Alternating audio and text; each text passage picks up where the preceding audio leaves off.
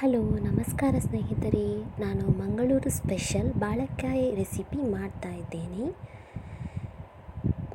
ಬಾಳೆಕಾಯಿ ಅಂತೂ ತುಂಬ ರುಚಿಕರವಾದ ರೆಸಿಪಿ. ಇದನ್ನು ನಾವು ತಿನ್ನಲೇಬೇಕು. ಇದು ಹೆಲ್ತಿಗೆ ಕೂಡ ತುಂಬ ಒಳ್ಳೆಯದು.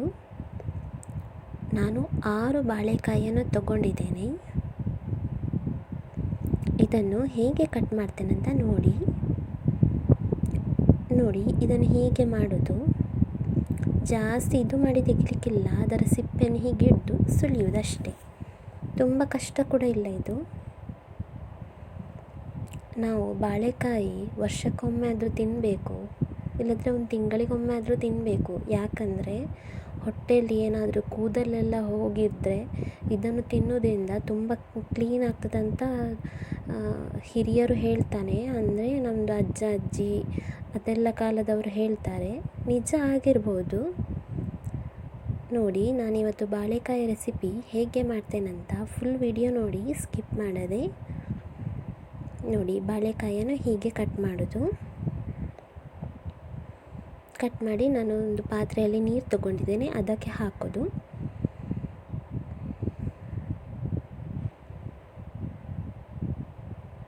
ಈ ರೀತಿ ಒಮ್ಮೆ ಟ್ರೈ ಮಾಡಿ ನೋಡಿ. ಬಾಳೆಕಾಯಿ ತಿನ್ನದವರು ಕೂಡ ತಿಂತಾರೆ, ಅಷ್ಟು ರುಚಿ ಆಗ್ತದೆ.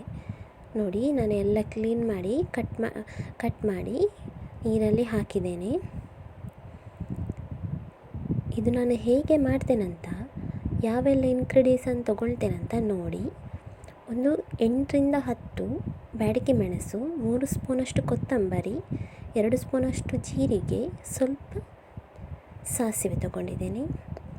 ಮತ್ತು 2 ಟೊಮ್ಯಾಟೊ, ಸ್ವಲ್ಪ ಕೊತ್ತಂಬರಿ ಸೊಪ್ಪು, 3 ಸಣ್ಣದಾಗಿ ಹೆಚ್ಚಿರುವ ಈರುಳ್ಳಿ, 2 ಸ್ಪೂನಷ್ಟು ಉದ್ದಿನಬೇಳೆ, 2 ಎಸಳು ಬೆಳ್ಳುಳ್ಳಿ, ಸ್ವಲ್ಪ ಕರಿ ಲೀವ್ಸ್ ತಗೊಂಡಿದ್ದೇನೆ. ನೋಡಿ, ಈಗ ಕೆಂಪು ಮೆಣಸು, ಜೀರಿಗೆ, ಕೊತ್ತಂಬರಿಯನ್ನು ಸ್ವಲ್ಪ ಎಣ್ಣೆ ಹಾಕಿ ಫ್ರೈ ಮಾಡ್ತಾ ಇದ್ದೇನೆ. ತುಂಬ ರುಚಿಕರವಾದ ರೆಸಿಪಿ ಇದು ಅಂತೂ. ಮತ್ತು ಸ್ವಲ್ಪ ಪ್ಯಾನಿಗೆ ಸ್ವಲ್ಪ ಕರಿ ಲೀವ್ಸ್, ಉದ್ದಿನಬೇಳೆ,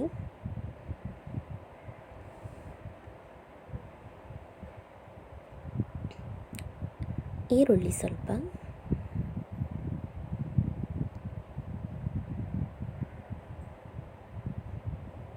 ಹಾಕಿ ಫ್ರೈ ಮಾಡ್ತೇನೆ. ಒಂದು 2 ನಿಮಿಷ ಹೀಗೆ ಫ್ರೈ ಆದಮೇಲೆ ಒಂದು ತುರಿಯಷ್ಟು ತೆಂಗಿನ ತುರಿಯನ್ನು ತುರಿದಿಟ್ಕೊಂಡಿದ್ದೇನೆ, ಅದನ್ನು ಹಾಕ್ತೇನೆ ಈಗ. ಇದು ಸಹ ನಾನು ಎಣ್ಣೆಯಲ್ಲಿ ಫ್ರೈ ಮಾಡ್ತೇನೆ. ಹೀಗೆ ಮಾಡೋದ್ರಿಂದ ರೆಸಿಪಿ ತುಂಬ ರುಚಿಕರವಾಗ್ತದೆ. ಊಟ ಮಾಡಲಿಕ್ಕೆ ಅಂತೂ ತುಂಬ ಟೇಸ್ಟ್ ಆಗ್ತದೆ ಹೀಗೆ ಮಾಡಿದ್ರೆ. ಅದಕ್ಕೇ ನಾನು ಹೇಳಿದ್ದು, ಬಾಳೆಕಾಯಿ ರೆಸಿಪಿ ತಿನ್ನದವರು ಕೂಡ ಈ ರೀತಿ ಮಾಡಿ ನೋಡಿ, ನಿಮಗೇನೆ ಗೊತ್ತಾಗ್ತದೆ ಎಷ್ಟು ಟೇಸ್ಟ್ ಆಗ್ತದಂತ. ತೆಂಗಿನ ತುರಿಯನ್ನು ಒಂದು 2 ನಿಮಿಷ ಹುರಿಯುವ ನಂತರ ನಾನು ಮಸಾಲೆ ಪದಾರ್ಥನೆಲ್ಲ ಫಸ್ಟ್ ನಾನು ಹುಡಿ ಮಾಡೋದು. ಹೀಗೆ ಮಾಡಿದರೆ ತುಂಬ ಟೇಸ್ಟ್ ಆಗ್ತದೆ ರೆಸಿಪಿಯೆಲ್ಲ. ನಂತರ ಇದಕ್ಕೆ ತೆಂಗಿನ ತುರಿ ಹಾಕ್ತೇನೆ, ಸ್ವಲ್ಪ ಹುಣಸೆ ಹಣ್ಣು ಹಾಕ್ತೇನೆ, ಮತ್ತು ಸ್ವಲ್ಪ ಅರಿಶಿಣ ಹಾಕ್ತೇನೆ. ಮಸಾಲೆಯನ್ನು ರುಬ್ಬಿ ನಾನು ಪಕ್ಕಕ್ಕೆ ಇಡ್ತೇನೆ. ಈಗ ಒಂದು ಬಾಣಲೆಯಲ್ಲಿ ಸ್ವಲ್ಪ ಎಣ್ಣೆ ಹಾಕಿ ಅದಕ್ಕೆ ಕರಿ ಲೀವ್ಸ್ ಸ್ವಲ್ಪ,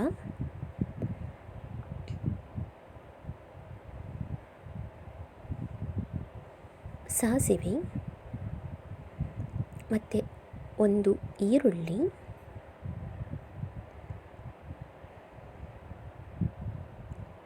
ಟೊಮ್ಯಾಟೊ 2, ಸಣ್ಣ ಉರಿಯಲ್ಲಿ ಇದನ್ನು ಕೆಂಪಗಾಗೋವರೆಗೆ ಫ್ರೈ ಮಾಡುವ.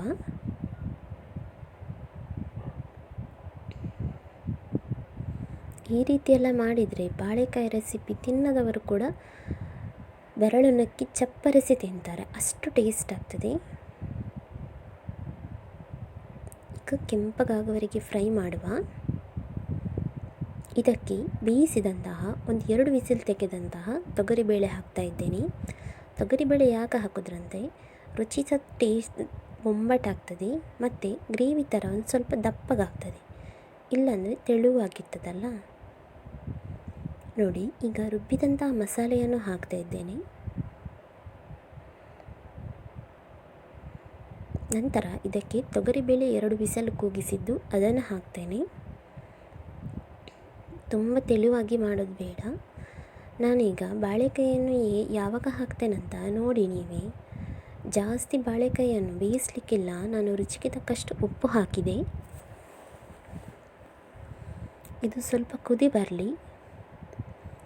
ಒಂದು 2 ನಿಮಿಷದಷ್ಟು ಕುದಿ ಬರುವಾಗ ನಾವು ಇದಕ್ಕೆ ಬಾಳೆಕಾಯಿಯನ್ನು ಆ್ಯಡ್ ಮಾಡುವ. ನೋಡಿ, ನಾನೀಗ ಬಾಳೆಕಾಯಿಯನ್ನು ಹಾಕ್ತಿದ್ದೇನೆ ನೀರಿಂದ ತೆಗೆದು. ಬಾಳೆಕಾಯಿಯನ್ನು ನಾವು ತಿನ್ನಬೇಕು, ದೇಹಕ್ಕೆ ಸಹ ತುಂಬ ಒಳ್ಳೆಯದಿದು, ಆರೋಗ್ಯಕ್ಕಂತೂ ತುಂಬ ಒಳ್ಳೆಯದಿದು.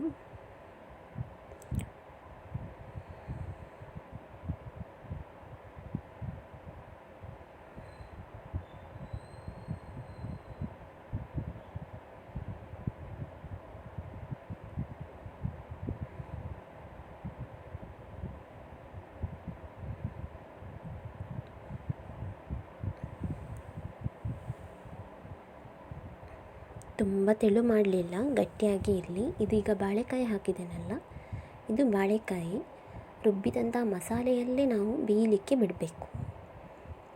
ಹೀಗೆ ಮಾಡೋದ್ರಿಂದ ಟೇಸ್ಟ್ ಅಂತೂ ಬೊಂಬಾಟಾಗಿರ್ತದೆ. ನೀವು ಸಹ ಒಮ್ಮೆ ಹೀಗೆ ಟ್ರೈ ಮಾಡಿ ನೋಡಿ. ನೋಡಿ, ಈಗ 10 ನಿಮಿಷದ ನಂತರ ಚೆನ್ನಾಗಿ ಕುದಿ ಬರ್ತಾ ಉಂಟು. ಇದಕ್ಕೆ ಸ್ವಲ್ಪ ನಾನು ಕೊತ್ತಂಬರಿ ಸೊಪ್ಪು ಆ್ಯಡ್ ಮಾಡಿದ್ದೇನೆ.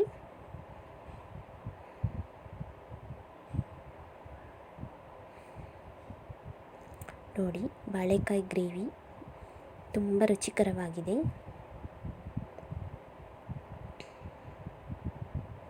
ನಿಮಗೆ ನಾನು ಮಾಡಿದಂತಹ ರುಚಿಕರವಾದ ಬಾಳೆಕಾಯಿ ರೆಸಿಪಿ ಇಷ್ಟವಾಗಿದ್ದಲ್ಲಿ ನನ್ನ ಚಾನಲನ್ನು ಸಬ್ಸ್ಕ್ರೈಬ್ ಮಾಡೋದನ್ನು ಮರಿಬೇಡಿ. Thanks for watching.